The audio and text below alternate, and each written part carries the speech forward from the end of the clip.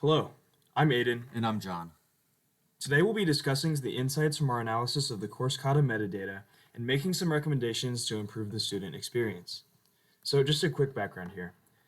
My name is John Flanagan. I'm a junior studying computer science and math. And I'm Aiden Oblipius. I'm a junior studying electrical engineering. So at a high level here, we'll be breaking our recommendations into four main categories. We'll walk through each level of analysis that we did and talk about the things that we found. We'll start by talking about optimizing student time and making sure that the time that students spend is being used the most effectively and efficiently. Next, we'll talk about leveraging new technologies like AI to keep course kata on the cutting edge. After that, we'll focus on the review session of the textbooks and talk about some of the other things that we learned. And finally, we'll take a broader look at the social trends that we found in the data and how we should apply it to the next steps for college students entering the workforce. Let's first start by addressing optimizing student time. Immediately, one of the first key insights we found was that certain days of the week led to higher scores than other days.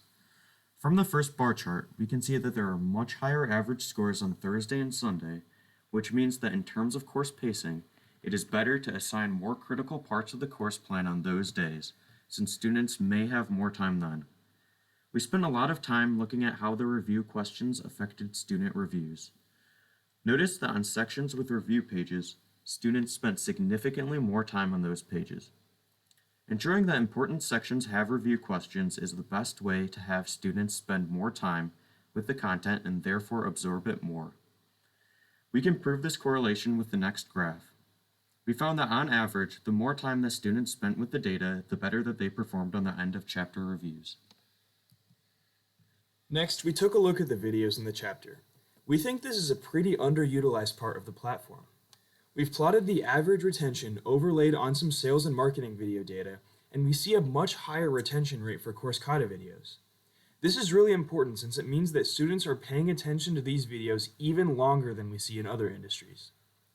And looking at the engagement time by chapter, we see general trends of students spending less time at the beginning of a section and that time slowly increasing.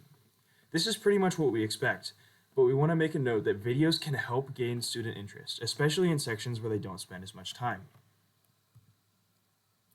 For the next section, we wanted to specifically focus on new technologies that have been really taking over the market, specifically generative AI.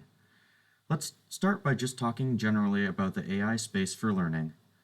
We see that over 60% of college students use AI, and that in less than 10 years, the AI education market will surpass $70 billion. It's critical that course kata leverages these tools to optimize the student experience. To specifically target learning management systems and online courses, we found a study that looked at how an AI chatbot affected student participation in an online learning environment.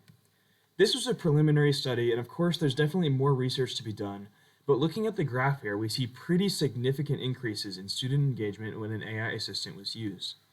This would be a game changer for an online platform like course kata, where students could use AI to clarify concepts and check understanding. Now we can move on to the third section focused on revamping reviews. We really noticed the importance of the end of chapter review session, since this is really the only way to check the understanding of students outside of testing scenarios. Right off the bat, we found a significant area for course improvement.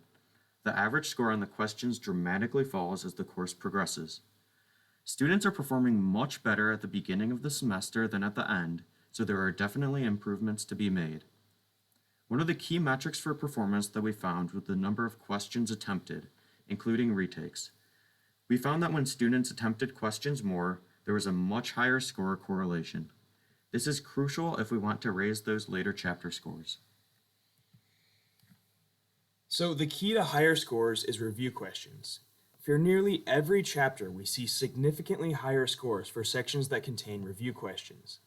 Course kata should leverage this data and implement a more robust review system that ensures students are understanding and retaining data.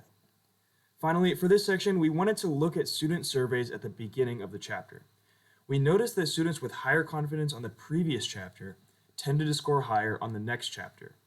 This further reinforces our emphasis on review. If students are confident about their past performance, they will do better in the future. Finally, we can look at some social trends that can extrapolate out to the next chapter in students' lives. First, we wanted to include a word cloud to show the themes seen in the short answer responses, and we don't typically see much variation outside of typical statistics words. Allowing for more creativity in the answer responses would give students more chances to personalize their responses to their interests.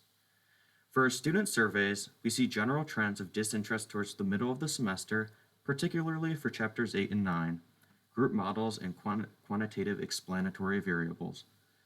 Because of this, we would definitely recommend revamping these sections and relating them to student interests, which we believe would definitely raise the overall interest scores. So for these last insights, we looked at some real-world applications of the material taught in this course. We started by looking at a couple thousand LinkedIn postings for data science-related jobs and what softwares were required. Of course, R was the most popular, but we saw some other languages and softwares that might be useful. As trends change, we'd recommend adding at least introductory coverage in the course for these critical technologies to give students a step up in the job recruitment process. Finally, we looked at salary data for a wide range of data-related jobs to help inform students on what their possible outcomes might be if they continue in this field. It's important to confirm that demand exists for statistics, and the high salaries for these positions indicate that this field has plenty of growth potential for students to begin their careers.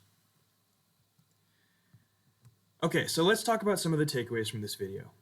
We know that students have a million things going on in their lives, so we can't expect them to have infinite time just to dedicate to one course. However, strategically timing the course and ensuring that the time that they do spend is engaging is the best way to maximize student learning.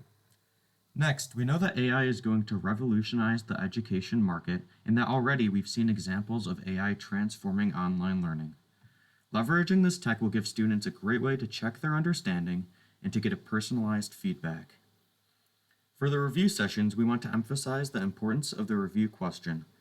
We know that if students are solid on previous concepts, this translates very well to later concepts.